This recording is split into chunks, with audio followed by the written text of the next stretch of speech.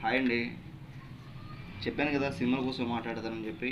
ఈరోజు ఏంటంటే ఊర్లో మనం కొద్దిగా అందంగా ఉన్నా లేకపోతే మన దగ్గర ఏదైనా స్టైల్ ఉన్నా అంటారు, నువ్వేంట్రా హీరోలో ఉన్నావు, నీకేంట్రా అదిరా ఇదిరా అంటారు. అవి మనం నమ్మేసి నిజంగా హీరోగా ఫీల్ అయిపోయి ఇండస్ట్రీ వెళ్ళిపోదాం, ఇండస్ట్రీలో చేసేద్దాం అని చెప్పి అనుకుంటే చాలా పొరపాటు. అలా అనుకోవద్దు. ఎందుకంటే చెప్పాడు ఎవడు కూడా మనకు పెట్టడు.